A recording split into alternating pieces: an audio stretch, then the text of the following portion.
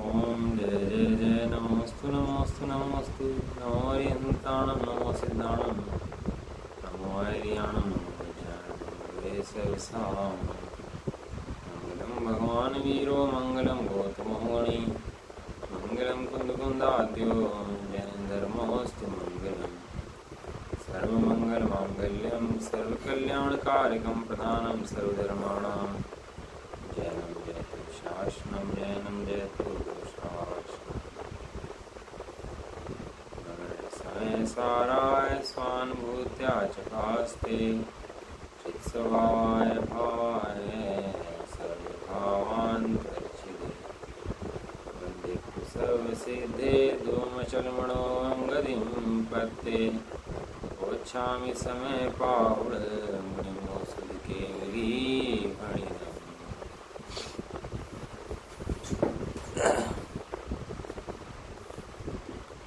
श्री धर्म समाचार ग्रंथ श्री समय साची ग्रंथ और पुण्य पाप अधिकार आखिरी गाथाएं हैं इसकी 161, 162, 163 तीन गाथाएं आखिरी हैं अधिकार का पढ़ने चलेगा है ना। गाथा है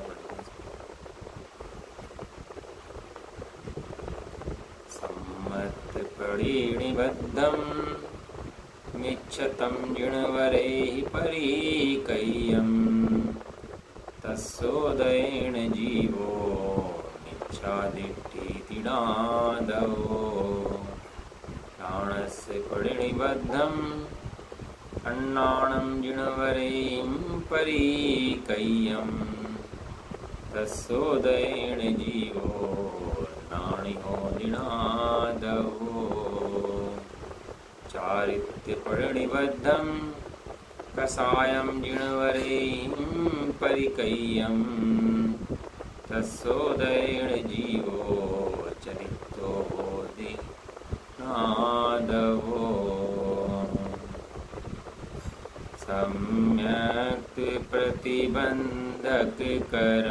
मिथ्यात् जिनवर ने कहा उसके उदय से जीव मिथ्याति बने यह जानना क्यों ज्ञान प्रतिबंधक करम अज्ञान जिनवर ने कहा उसके उदय से जीव अज्ञानी बने यह जानना चारित्र प्रतिबंधक करम जिनने कषायों को कहा उसके उदय से जीव चारित्रहीन हो यह जानना।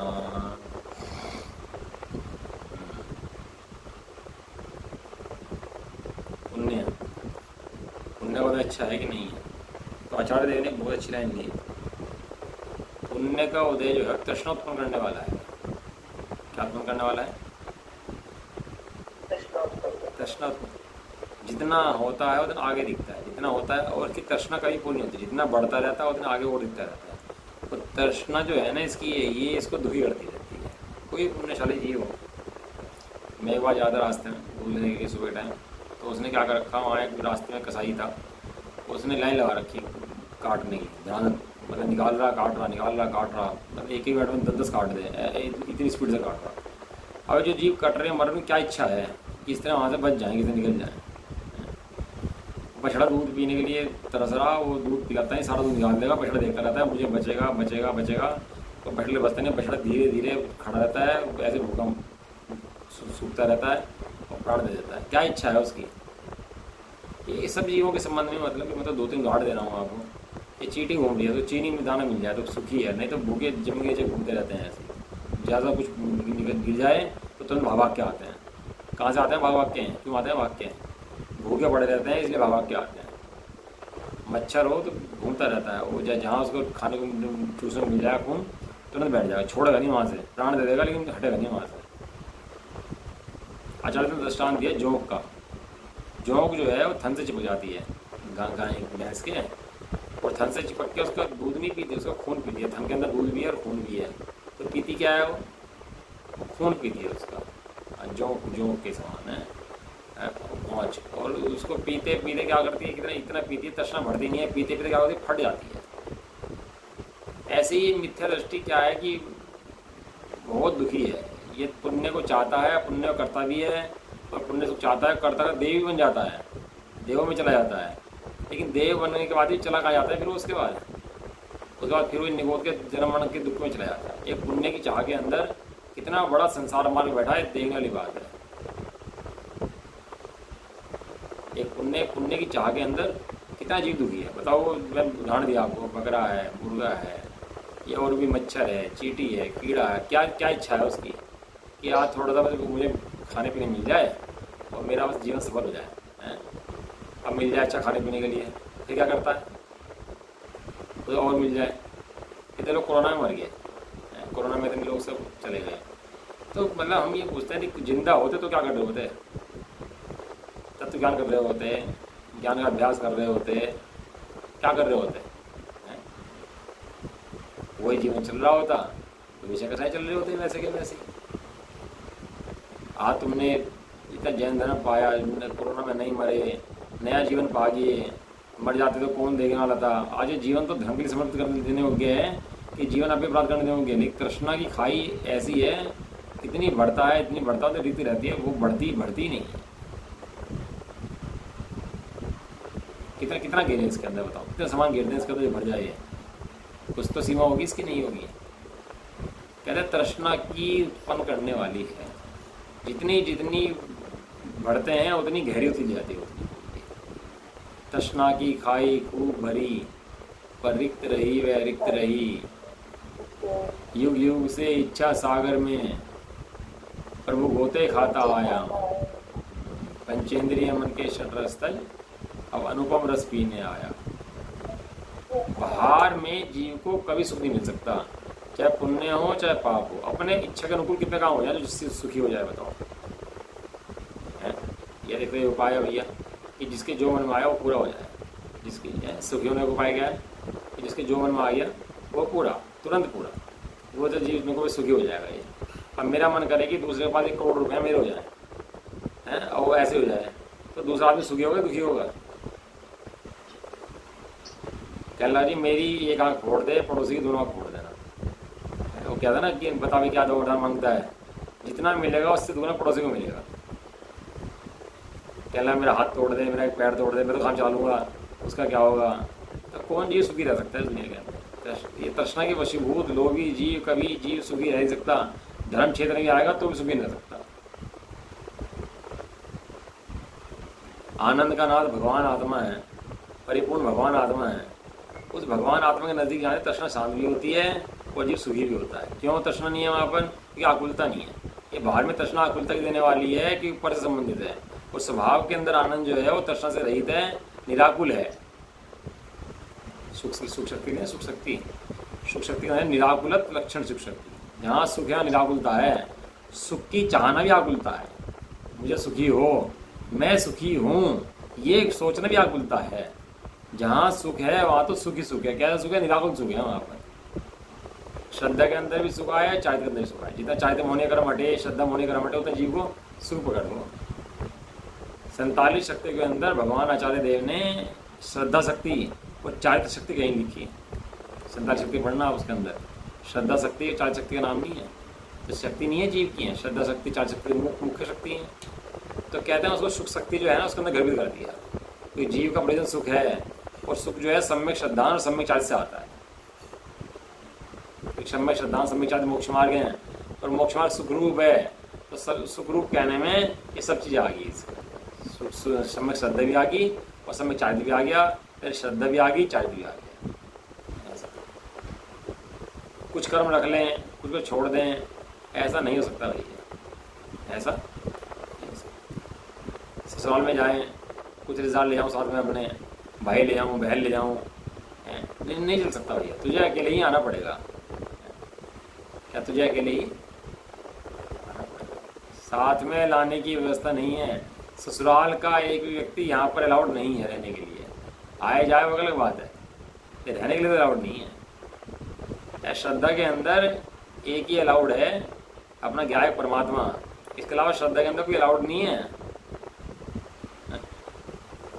लेकिन ये समझता नहीं है, तो पुण्य कर्म को चाहता है, पुण्य कर्म को रखता है, पुण्य कर्म को छोड़ता है। ये पुण्य कर्म तो नष्ट हो जाएगा एक दिन, इसकी सीमा है। ये बहुत लंबे समय तक रहने वाला नहीं है, नहीं है, नहीं है। किसी का भी नहीं रहा, चक्रवर्ती का नहीं रहा, नारायण का नहीं रहा, प्रतिनारायण का नहीं रहा। किसी का पुण्य टिका क्या आज तक? कोई टिक नहीं पाया, कोई नहीं टिक पाया। क्यों? क्योंकि पुण्य कर्म मेरे से रहित है, मैं पुण्य कर्म से रहित हूँ। मेरे स्वभाव के अंदर पुण्य कर्म नहीं है। मेरे स्वभाव के अंदर क्या है? मेरे स्वभाव के अंदर ज्ञान, ज्ञान, ज्ञान और मात्र ज्ञान है। ये है विज्ञान। ये वैज्ञानिक लग रहे ना, बाहर में सारी दिन दुनिया लग रही है विज्ञान करने में। ये सब मूर्खों के अधिपति हैं। पृथ्वी घूमती है और सूरज चक्कर लगाता है, और ये ऐसा होता है, पूरा नक्षत्र ऐसा बना दिए। ये सब मूर्खाधिपति हैं, सब मूर्खों सुधार है। विज्ञान क्या है? अपने को ज्ञान स्वरूप जाने वो वैज्ञानिक। क्या होता है? अपने को ज्ञान स्वरूप जाने वो वैज्ञानिक। वो PhD होल्डर है, वो सबसे बड़ा वैज्ञानिक है। अनंत जीवों को मात देकर आगे बढ़ाया है वो, अनंत जीवों को पीछे हटा के और आगे बढ़कर उसे ज्ञान दिखाया, अपना विज्ञान नगर। ज्ञान नगर के वैज्ञानिक तेरी प्रयोगशाला विश्व में, कैवल्य कला में उमड़ पड़ा संपूर्ण विश्व का ही वैभव। यह है वैज्ञानिक। वहाँ लैब चली नहीं चल रही है? लैब चल रही है। वहाँ किसकी लैब चल रही है? वहाँ ज्ञान की लैब चल रही है। क्या देख रहे हैं बैठ के? ज्ञान की आराधना कर रहे हैं बैठ के। अभी तो आत्मा आरती का, मोक्ष का भारी जीवन कैसा होना चाहिए इसकी भी खबर नहीं है हमारे को। कितनी कषाय कैसी पढ़नी चाहिए, कैसे जीवन खाना पीना होना चाहिए, कितना हल्का रहना चाहिए, एक ख्याल नहीं है अभी इस बातों का। अभी ज्ञान से बहुत दूर बैठे और ज्ञान की बातें कर रहे हैं। सही बता रहे हैं आपको। ज्ञान की आराधना करें तो भारी जीवन कैसा होता है उसको जो पढ़ना चाहिए। जिस समय जीव ज्ञान की आराधना करता है तो भारी जीवन कैसा हो जाता है उसका। इतनी कषाय हमारी पढ़ती हैं, इतनी कषाय ज्ञान जीव पढ़ती नहीं है। आप प्रथम योग पढ़ लो, आप पूरा उठा करके सब ये लिखा उसके अंदर कि जो ज्ञानी होता है उसका जीवन कैसा होता है। अंजना, सीता, इतने बड़े बड़े सब हो गए कि जीवन भारी जीवन कैसे होता है। वो नील थे ना, नील की बहन को कहने लगा रावण कि इसकी शादी मेरे से कर दो नहीं तो मैं देख लूँगा। बलि, नील से बलि थे क्या नाम। तो कहने लगी कि हम शादी नहीं करते। तो रावण युद्ध करने के लिए आ गया। तो उनको उस समय वैराग्य हो गया, जबकि शक्ति इतनी थी कि रावण को हरा देते। लेकिन सोचा कहने लगा हमें लड़ना नहीं है, वो तो अपने वैराग्य से चाहिए भैया। वो जाके जंगल में मुनि बन गया उसी समय जिस समय रावण हरा था लेने के लिए बहन को। तो क्या करना चाहिए था? बहन बचानी चाहिए थी, मुनि बनना चाहिए था। कहने लगे छोटे भाई से, सुग्रीव से, कहने लगे तू देख मैं तो जा रहा हूँ मुनि बनने के लिए। सारा राजपाट छोड़ा और मुनि बनने चला। कौन चक्कर में पड़े? कि तो मजबूरियां हैं कि यहाँ ढोने पड़ते हैं। जब जल्दी जल्दी छूट जाए उतना बढ़िया है। मेरे कर्तव्य हैं, कोई कर्तव्य नहीं है। गर्भ के बालक का तिलक करके चले गए। वो राजा ने दीक्षा ली, कहने लगा मैं दीक्षा लेने जा रहा।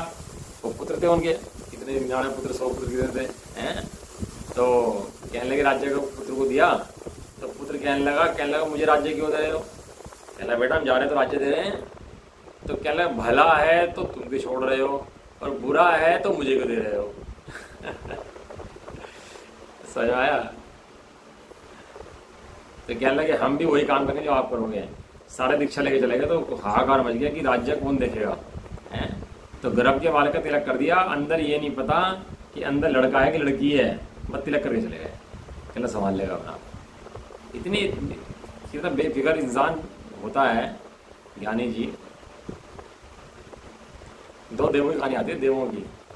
दो देव थे, तो देव बैठे चर्चा कर रहे। एक जैनी था, एक नून जैन था। अजैन मानता था, एक जैन मानता था। तो चर्चा होगी उनके अंदर। तो अजैन ने अपने तर्क प्रस्तुत करे बहुत तर्क प्रस्तुत करते। जैनी ने उसको हरा दिया, तर्कों के अंदर उसको हरा दिया, वाद विवाद के अंदर हरा दिया उसको। अब बाद में जैनी से कहने लगा भाई तू मेरी अपनी परीक्षा करवा। कैसे परीक्षा कराएगा बता? मुनराज की परीक्षा कराएगा, कैसे कराएगा? कहने लगा तू मुनराज की छोड़, पहले तो श्रावक की परीक्षा के, जो जैनी सम्यदृष्टि ज्ञानी है ना, तो उसकी परीक्षा कर ले। तो उन दिनों में एक ज्ञानी धर्मात्मा जीव थे और शमशान में बैठ के रात को 14 वाले दिन तपस्या करते थे। शेष दर्शन की बात नहीं है, किसी और की बात है, वे भी करते थे।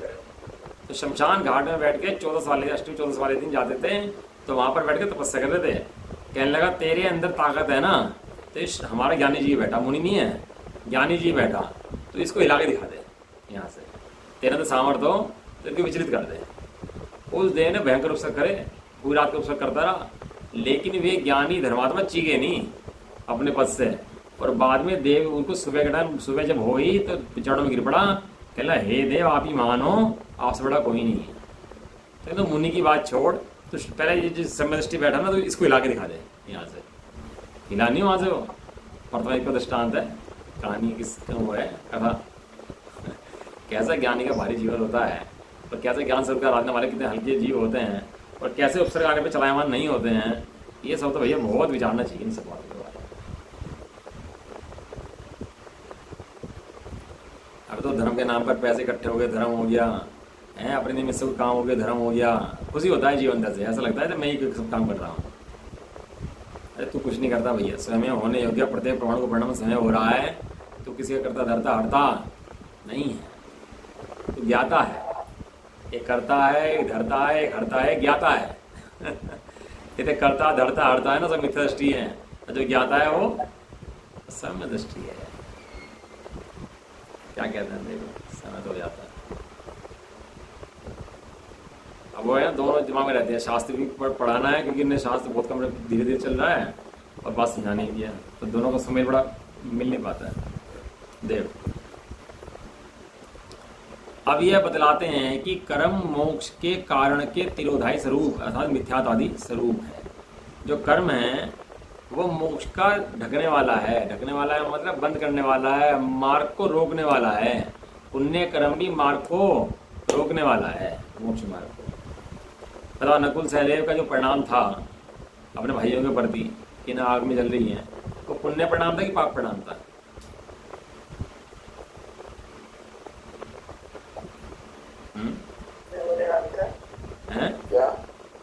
जो नकुल सहदेव का अपने भाइयों के प्रति जो परिणाम था कि भाई इन्हें उपसर्ग दूर हो जाए इनका, किस तरह से अपने प्रति नहीं था, उपसर्ग उनके ऊपर भी हो रहा था, अपने भाइयों के प्रति था। तो पुण्य परिणाम था कि पाप परिणाम था? पुण्य कैसे हो जाएगा? पाप परिणाम था, उसका वो लगाव हो गया। हाँ वो हालांकि मोह जागृत हो गया ना। हाँ ये दृष्टि चाहिए। चढ़ाने शरीर में तो पुण्य कहते हैं, लेकिन वास्तव में जेल में पहुंचा दिया सागर की, जिन्हें जेल में पहुंचा दिया वो पुण्य का है बात का, तो पाप परिणाम हो गया। तो आचार्य देव ने कहा कि भैया पुण्य नहीं है, ये पाप परिणाम है, जिसने जेल में पहुंचा दिया। अपने लिए तो हानिकारक हो गया, और दूसरे ने चिंतन करके दूसरा क्या कर पाया? कुछ नहीं कर पाया। एक पुण्यात्मा होता है, एक पापात्मा होता है, एक धर्मात्मा होता है। 3 चीजें होती हैं। कितनी चीजें होती हैं? पुण्यात्मा, हाँ।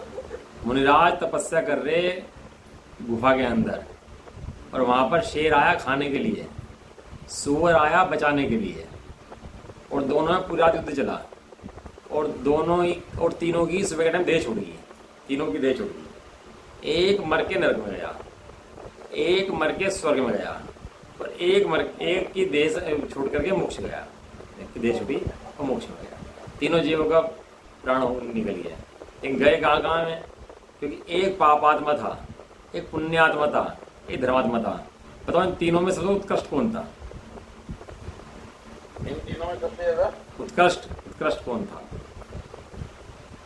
उत्कृष्ट हाँ होगा हैं? सुअर नहीं है, मुनिराज थे। हमारे क्या लगता है, सुअर ना बचाता तो शेर खा जाता, तो मुनि को मोक्ष ना होता, तो मुनि का मोक्ष ना होता, तो सुअर ने सब काम करा। ये ऐसे ही पुण्य को उपादेय करना। अरे शेर भी खाता रहता तो भी यदि केवल ज्ञान उनको होना होता तो उस दशा में केवल ज्ञान ले लेते। वो सीढ़ी जलती रही सिर पर, उपसर्ग होता रहा, और उन्होंने केवल ज्ञान प्राप्त कर लिया। वहां सुअर की महिमा नहीं है, जो आत्मा से नहीं सीखा उसकी महिमा है। सुअर भी आत्मा से हटा हुआ था, तो रक्षा कर रहा था, वह ठीक है। अब इस दृष्टि के लिए भैया बड़ा कलेजा हृदय बड़ा मजबूत चाहिए इन बातों को समझने के लिए, वास्तव में मजबूत हृदय चाहिए कि वहाँ सुअर भी क्या कहें, धर्मात्मा नहीं था, रक्षा कर रहा था, तो क्या शब्दों में कहें, बस अच्छा लगता क्या ना। बताने से बात तो अशुद्ध परिणाम में था, ज़्यादा बुरे वो नहीं कहते, अच्छी वो जाएगा। अशुद्ध परिणाम में था, अशुद्ध परिणाम में मुनराज थे, हैं।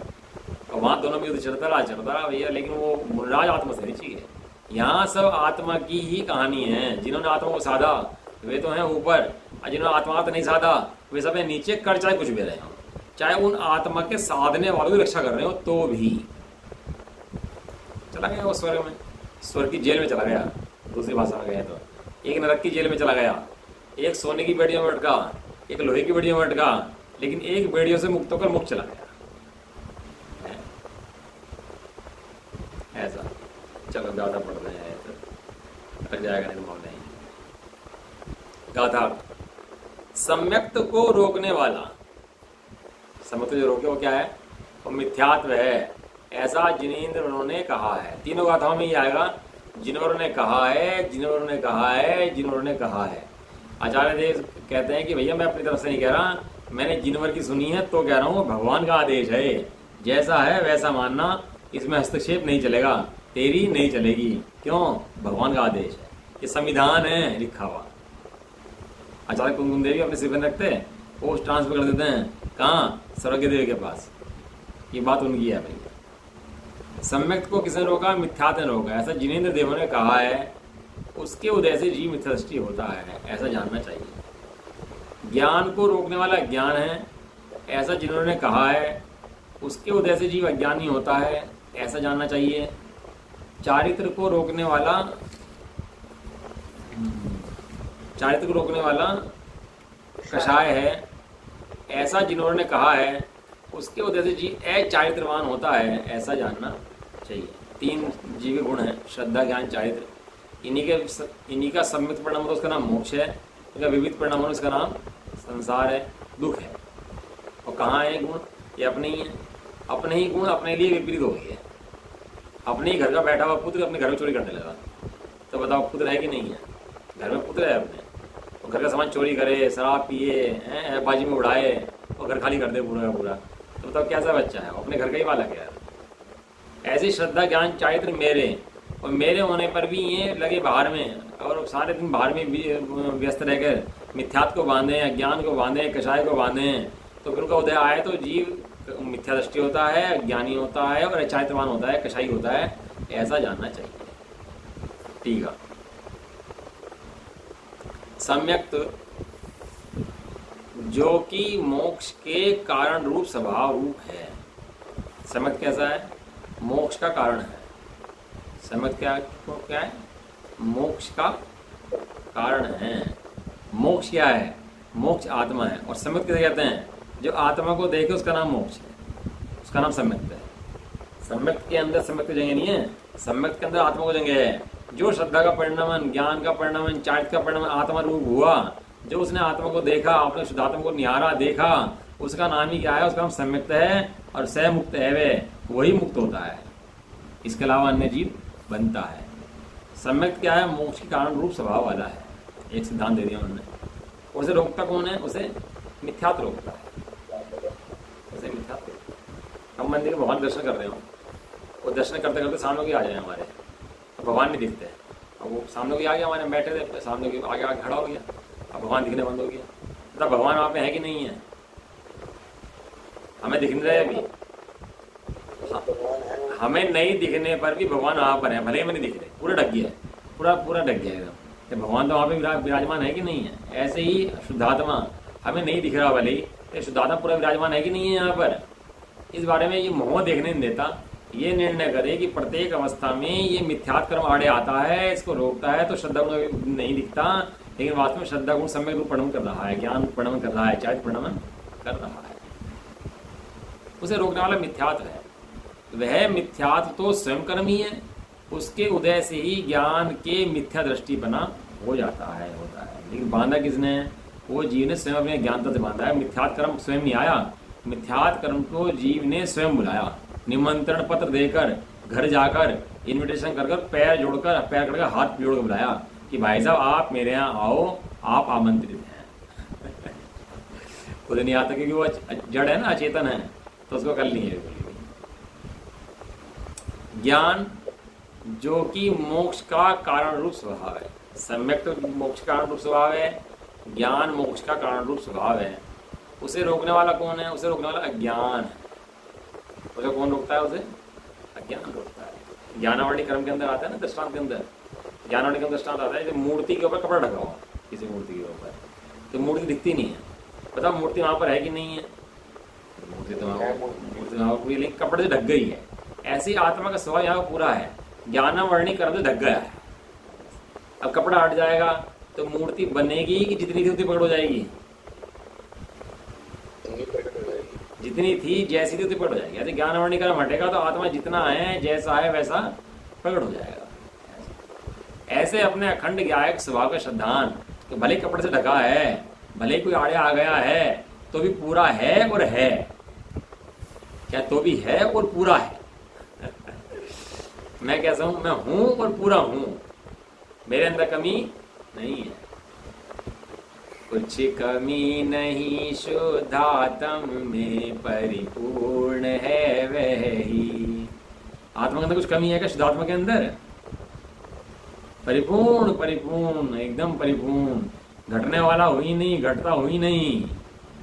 ऐसा ज्ञान करने के बाद, अपनी महिमा आने के बाद जीव का ज्ञान टिकता नहीं है, और जब तक अपनी महिमा, अपना ज्ञान नहीं होता तो जीव का अज्ञान रुकता है, ज्ञान होता नहीं है।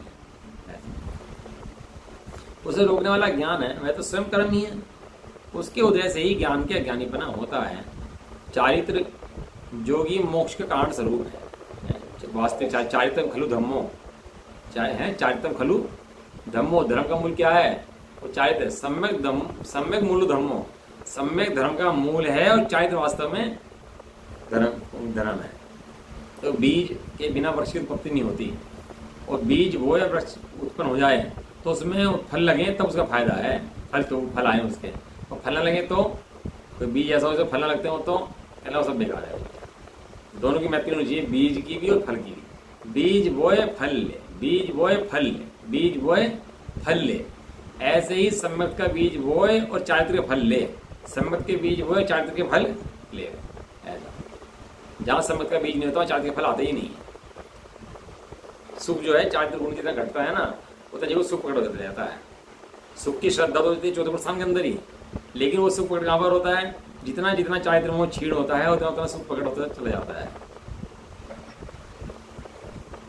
जो कि मोक्ष का कारण स्वभाव है, उसे रोकने वाली कषाएं हैं, वह तो स्वयं कर्म ही है। उसके उदय से जीव, उसके उदय से ही ज्ञान के अचारित्रपना होता है। ज्ञान को मिथ्यात्व होता है, ज्ञान को अज्ञान होता है, ज्ञान को अचारित्र होता है। और ज्ञान को ज्ञान देखना सम्यक दर्शन है, ज्ञान में अनुभव करना सम्यक ज्ञान है, और ज्ञान में लीनता सम्यक चारित्र है। इसलिए ज्ञान का ज्ञान क्या करना? ज्ञान का ज्ञान। राग भी आता है, राग का भी ज्ञान। राग मेरे हटाने से हटेगा नहीं, मेरे जाए से जाएगा नहीं, जितना आना है उतना आएगा, और जब तक आएगा। राग मेरे करने से, हटाने से राग हट जाता नहीं है। मैं तो ज्ञान वाला हूं, मात्र जानने देखने की शक्ति वाला हूं। इसलिए स्वयं मोक्ष के कारण का तिरोधायी भाव स्वरूप होने से कर्म का निषेध किया गया है, क्योंकि मोक्ष तो ज्ञान स्वरूप है और कर्म उस ज्ञान को ढकने वाला है। इसलिए कर्म का निषेध करते हैं। वो पुण्य कर्म हो चाहे पाप कर्म हो, सारे कर्म एक कैटेगरी के हैं। सब क्या काम करते हैं? सब अपना घात करने का काम करते हैं। सब क्या काम करते हैं? सब अपना, चोर है भैया सारे। 19 चोर है कि किस चोर है? सारे चोर हैं। जीव की दृष्टि में पुण्य उपाधि लगता है ना, बस यही चोर है। बस इसमें अपना ज्ञान स्वभाव ढक जाता है। जहाँ जीव ने पुण्य को उपाधि करा, पुण्य को सर्वस्व माना, त्यों ही क्या हुआ?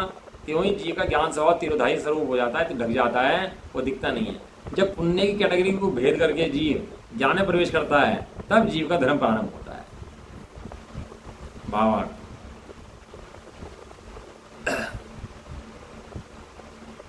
सम्यक दर्शन, ज्ञान और चारित्र मोक्ष के कारण रूप भाव है। सम्यक दर्शन, ज्ञान, चारित्र मोक्ष मार्ग है। मोक्ष का भाव है, मोक्ष का कारण है। कौन है? सम्यक दर्शन है, सम्यक ज्ञान है, सम्यक चारित्र है। और उसके विपरीत क्या है? उसके विपरीत मिथ्यात्वादी भाव है। सूत्र है सम्यक दर्शन, ज्ञान, चारित्र मोक्ष मार्ग है। इसको उल्टा करो तो मिथ्या दर्शन, मिथ्या ज्ञान, मिथ्या चारित्र आदि संसार मार्ग है। सम्यक दर्शन, सम्यक ज्ञान, सम्यक चारित्र ही मोक्ष मार्ग हैं। और मिथ्या दर्शन, मिथ्या ज्ञान, मिथ्या चारित्र संसार मार्ग है। इन तीन की सेवा करे तो मोक्ष मार्ग है, श्रद्धान ज्ञान चारित्र की। और इन तीन की विराधना करे तो संसार मार्ग है, दुख है। कर्म मिथ्यात्व आदि भाव स्वरूप है। इस प्रकार कर्म मोक्ष के कारण भूत भावों से विपरीत भाव स्वरूप हैं, भाव रूप हैं। मोक्ष को ढकने वाले हैं, मोक्ष का घात करने वाले हैं, नाश करने वाले हैं। पहले 3 गाथाओं में कहा था, इससे पहले 3 गाथाएं आई थी ना, उसमें कहा था कि कर्म मोक्ष के कारण रूप भावों का सम्यकता से घातक है। कर्म जो है क्या करता है, उसका घात करता है। इसका मोक्ष का घात करता है। बाद की गाथा में कहा कि कर्म स्वनिबंध स्वरूप है। और इन अंतिम 3 गाथाओं में कहा है कि कर्म मोक्ष के कारण रूप भावों से विरोधी भाव स्वरूप है, मिथ्यात्व आदि स्वरूप है।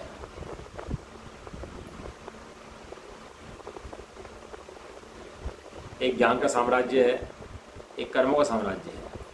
कर्मों के साम्राज्य में ज्ञान का साम्राज्य नहीं है, और ज्ञान के साम्राज्य में कर्मों का साम्राज्य है। दोनों की दुनिया ही अलग अलग है। एक दूसरे में प्रवेश कराना चाहो तो दूसरे प्रवेश नहीं कर सकते। तो पाकिस्तान का आदमी यहाँ आके रहना चाहे तो नहीं रह सकता, और हिंदुस्तान का आदमी पाकिस्तान जाके रहना चाहे तो नहीं रह सकता। विरोध है आपस में, युद्ध है आपस में, लड़ाई है आपस में। इस तरह ज्ञान और कर्म का बैर है। जैसे अंधकार और प्रकाश का बैर है, ऐसे ज्ञान और कर्म का भी आपस में बैर है। ये दोनों एक साथ रह नहीं सकते, पुण्य कर्म भी हो तो भी। जब तक श्रद्धा के अंदर वो ज्ञान स्वभावी आत्मा उपाधि नहीं होगा, तब तक उस जीव को ज्ञान स्वभावी आत्मा दृष्टि ना होने से मोक्ष होगा ही नहीं। कुछ भी कर ले, कितने उखाड़ पछाड़ कर ले, क्या जितनी जो करे, तो प्रतिमा ले लेगा, ये कर लेगा, व्रत ले लेगा, नियम ले लेगा, तब ले सोचेगा मेरा मोक्ष हो जाएगा। इन कारणों से पुद्गल की क्रियाएं बदलने से मोक्ष नहीं होता। जब जीव की दृष्टि अंतर में जाती है, रागादिक हे भासते हैं, आत्मा उपादेय भासता है, तब जाके मोक्ष का प्रारंभ होता है। इससे पहले तो मोक्ष का प्रारंभ भी नहीं होता। मिथ्यात्व बैठा रहता है, अड़ा रहता है, मिथ्यात्व खड़ा रहता है, मिथ्यात्व हटता नहीं।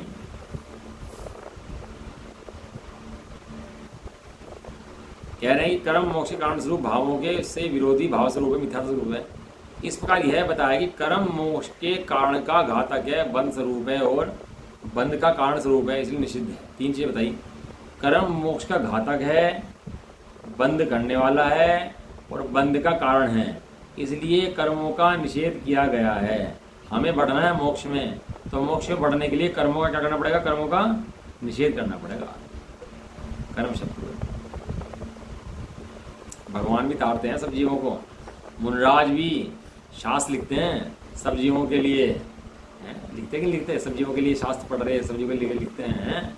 ज्ञानी जन भी बहुत काम करते हैं, लेकिन अपना समझ के नहीं करते उस सब काम को। जैसे भगवान की दिव्यधनी कीर्ति निर्वांछक रूप से, ऐसी शास्त्रों को पढ़ा हुई निर्वांछक रूप से हुआ, वांछन नहीं थी वहां पर। लिखा अमरचंद्र ने बाद में, मैं व्याख्याता हूँ, ये टीका लिखी व्याख्या है, ये शास्त्रों की रचना हुई। इन सब का अमृतचंद से कोई संबंध नहीं है। इनको मेरे अमृतचंद कर्तव्य जानकर इस अहंकार में मत खोलो और मोह में मत नाचो। ऐसा लिखा टोटो में लिखा। जब टीका लिखी सारी तरह काम कर दिया, कहने लगे ज्ञान और राग तो मेरा है, और शरीर शब्द और जो कलम है और जो रचना हुई है ये सब पुद्गल की है। इससे मेरा कोई भी कर्तव्य नहीं है, मेरा कोई से लेन देन नहीं है। मैं ज्ञान स्वरूप ही हूँ। ये राग का टाइप नहीं पढ़ से है। एक बार वो बताना क्या है। उन्होंने टोटो में लिखा, जब टीका कर दी ना अपनी सारी समीक्षा चंद्रिका टीका वगैरह करी उन्होंने, तो बाद में लिखा वहाँ ज्ञान और राग तो मेरा है। ज्ञान सद्बुद्धि से और राग असद्बुद्धि से। लेकिन जो ये बाकी क्रियाएं हुई, हाथ चलने की, कलम चलने की, लिखने की, कागज की, ये सब पुद्गल की क्रियाएं हैं। इनमें मेरा कुछ भी नहीं है। अब बताओ, इतने टीका लिख दी, आचार्यों के नाम तक नहीं मिलते उस टीकाओं के ऊपर, किन आचार्य लिखी है। सोचना पड़ता है आचार्य का नाम कहाँ मिलेगा इसके अंदर, किसने लिखी है शास्त्र टीका है। और हम हो तो पहले तो लिखे, बाद में पहले तो हमारा बायोडाटा छपे उसके ऊपर पूरा हम कौन थे, कहाँ से आए थे, हमने क्या करा था। तो दृष्टि वहीं पड़ी है ना, वो तो देख के खुशी होता है। देखो मेरा बायोडाटा छप गया इसके ऊपर, मेरा नाम छप गया। दान दे तो नाम हो तो उसका मजा आता है। निर्वांछक रूप से रह ही नहीं पाता ज्ञानी के वास्ते। नहीं रहता। थोड़े बोलने चालने वाले हो जाए ना, सुनने सुनाने वाले हो जाएं, तो उसको मजा आता है, सुनने भीड़ लग जाए तो उसका अच्छा लगता है। ये सब जीव की गुटें पड़ी हुई हैं अंदर, तो इसके अहंकार पड़े हुए हैं अंदर ही हैं, इच्छाएं दबी पड़ी हैं अंदर में, निकलती हैं बाहर में आके फूटती हैं, फिर ये तो जीव को वो होता है। सब पुण्य के अधीन जीव पीछे भागता है और धर्म का पता नहीं है। जब अज्ञान के भी पता लगे वही ना, तो जब पता लगे पुण्य की पीछे कहाँ भाग रहा तू, तब ठोकर मारता है पुण्य को, बड़े पंडित जैसे की तरह 40 साल गांधे पड़े रहे, इतना टैलेंट, और किसी को कोई आए तो भगा दें, उसको भागो आराधना कर लें दो, इसके अलावा मुझे कुछ काम नहीं है। सोचो सही ज्ञानी जीवन कैसा होता है। गांव में जाके पड़ गए थे, इतनी योग्यता थी कि यदि शहर में आ जाते ना किसी तो डंका बज जाता नाम के उनके, लेकिन डंका नहीं चाहिए था। कहाँ चले गए? जंगल में चले गए, वहां पर वो हमारे से शहर में, छोटे शहर में। ज्ञानियों का जीवन होता है भैया, कैसे ज्ञानी होते हैं, विचार करना चाहिए, कैसे शांत रहते हैं और कैसे अपना कल्याण करने के अलावा कुछ और काम ही नहीं करते इसके अलावा। अशुभ कर्म तो अब कह रहे इसमें निश्चित है, अब बड़ा लाइन लिख रहे इसके अंदर, अशुभ कर्म तो मोक्ष का कारण है ही नहीं, कह रहे प्रत्युत घातक ही है। कोई कहे चलो कोई रख लेते हैं, कोई दिक्कत नहीं है भैया, कारण नहीं है, कोई दिक्कत नहीं। दिक्कत क्या है? तो क्या लिख रहे? घातक है, घातक। मोक्ष कारण क्या करने वाला है? रखने से घात करने वाला है, इसलिए निषिद्ध ही है, छोड़ मोक्ष मार्ग में इसका प्रवेश नहीं है। परंतु शुभ कर्म भी कर्म समान्य में आ जाता है, इसलिए वह भी बाधक ही है। देखो दो चीजें ली, एक अशुभ कर्म, एक शुभ कर्म। कोई सोचता होगा कि भाई अशुभ कर्म तो वास्तव में भैया अशुभ कर्म तो छोड़ने योग्य है, बिल्कुल पाप के कारण है छोड़ने। एक पुण्य कर्म, ये पढ़ना लिखना सुनना सुनाना भी अपनी आत्मदृष्टि में छोड़ देने योग्य है। जब आत्मदृष्टि आती तो कर्म थरथर कांपते, जब आत्मदृष्टि जागती तो कर्म थरथर कांपते हैं, कर्मों में कंपन हो जाता है। और जब तक आत्मदृष्टि ना हो तो कर्म सहज सोते हैं, कर्म सहज डुलाते हैं, कर्म सहज बैठे रहते हैं, जाते ही नहीं, हिलते नहीं भैया। और एक आत्मदृष्टि होती है, सारे कर्मों में भूचाल आ जाता है। जब परमाणु पटक दो ना किसी शहर के ऊपर तो क्या होता है? भूचाल आ जाता है। ऐसे ही यहाँ आत्मदृष्टि हो जाए तो कर्मों में भूचाल आ जाता है, पूरा भयंकर वाला। हमें लगता है जब दर्शन करके भगवान का निर्णय करते हैं ना, स्वरूप का स्वाध्याय करते हैं, स्वरूप का निर्णय करते हैं, तो कर्म में भूचाल आ रहा होता है यहाँ पर बैठे बैठे। मोहनी कर्म आदि सारों में अंदर अंदर भूचाल मचा होता है अंदर। मुझे ना इसमें एक बात पूछनी है, जो कर्म है पुण्य कर्म, एक अच्छे कर्म एक बुरे कर्म। बुरे कर्म कहाँ लेके जाते हैं, पुण्य कर्म कहाँ लेके जाते हैं? अब पुण्य कर्म की वजह से ही तो हमें ज्ञान का आभास होता है। अच्छा प्रश्न है, सही है, ये आपका प्रश्न नहीं है, सबका प्रश्न है, प्रश्न भी अच्छा है। ज्ञान का आभास पुण्य कर्म से नहीं हो रहा, ज्ञान का आभास ज्ञान से हो रहा। पुण्य कर्म हो तो ज्ञान उठा देना से। मेरा मतलब है सहायक है, पुण्य कर्म सहायक है। अगर पुण्य कर्म नहीं होगा तो हम ज्ञान का आभास कर ही नहीं पाएंगे। ज्ञान का आभास करने में पुण्य कर्म बिल्कुल सहायक नहीं है, ज्ञान का आभास करने में ज्ञान ही सहायक है। सड़क में भी तो होता है। क्या पता नहीं क्या बोल के चली गई। आपसे कहने से पहले सोचना पड़ता है 4 बार, पता नहीं क्या बोल देंगे। नरकों में भी तो सम्यक दर्शन होता है, पुण्य कर्म वहाँ पे भी तो हो जाता है ना। हाँ, पुण्य कर्म तो वहाँ पे नहीं है, सम्यक दर्शन तो वहाँ भी जाता है। पुण्य कर्म का सम्यक दर्शन सम्यकता कब आती है? जब पुण्य कर्म का उदय होता है। नहीं, ये बात बिल्कुल गलत है, ऐसी बात बिल्कुल भी नहीं है। नरक में भी समझ हो जाता है, पुण्य कर्म बिल्कुल नहीं है। अशुभलेश क्या हुआ है और कशलेश का परिणाम है, वहाँ भी समझ हो जाता है, ऐसा नहीं है। अब आगे बताओ, इसका मतलब अशुभ कर्म सहायक है? नहीं, अशुभ कर्म भी सहायक नहीं, कर्म सहायक नहीं है। आपने कर्मों को बिल्कुल तिरस्कृत कर दिया और कर्मों को तिरस्कृत करने के बाद बोला कि ज्ञान का आभास हो सकता है, ज्ञान का उदय हो सकता है। तो ज्ञान के उदय के लिए कर्मों को इतना तिरस्कृत क्यों किया गया? ज्ञान पे दृष्टि ले जाने के लिए कर्म को तिरस्कृत किया। अगर मैं मिथ्यावादी हूँ, अगर मैं मिथ्यावादी हूँ कि इस कर्म के उदय से मैं सम्यकता हासिल करूंगा, कर्म के उदय से नहीं हासिल करोगे, अपने ज्ञान से हासिल करोगे। अग्रसर होऊंगा, कर्म से नहीं करोगे, ज्ञान से करोगे। ज्ञान से तो करेंगे, ज्ञान से तो क्या मतलब है? ज्ञान से ही करेंगे, ज्ञान के अलावा अन्य किसी चीज से नहीं हो सकता वो। ज्ञान से ही करेंगे, पर ज्ञान का प्रादुर्भाव कब होगा? जब मेरा पुण्य कर्म का उदय होगा तभी तो होगा। नहीं, ऐसा नहीं है, पुण्य कर्म से ज्ञान का कोई संबंध नहीं। अगर कर्म बीच में नहीं आते हैं तो ज्ञान में तो हमेशा ही ज्ञान भी है, फिर तो मैं हमेशा ही। हाँ, यही निर्णय करना है, मैं त्रिकाल ज्ञानी हूँ, यही निर्णय करना। मेरे ज्ञान के ऊपर से अगर आवरण आया तो उस आवरण को, जैसा आप बताते रहते हो, आवरण को हटाने का कार्य भी तो पुण्य कर्म है। आवरण को हटाने का काम नहीं होगा तो मेरे ज्ञान का आवरण नहीं हटेगा किसी आवरण। जब ज्ञान का आवरण नहीं हटेगा तो मुझे ज्ञान कैसे होगा? आवरण हटाने का काम पुण्य कर्म नहीं है, आवरण हटाने का काम भी ज्ञान का ही है। और थोड़ा बहुत आवरण हट जाए आ जाए तो उससे पुण्य नहीं सकता। आवरण हटाने का काम ज्ञान का है, तो पुण्य कर्म और पाप कर्म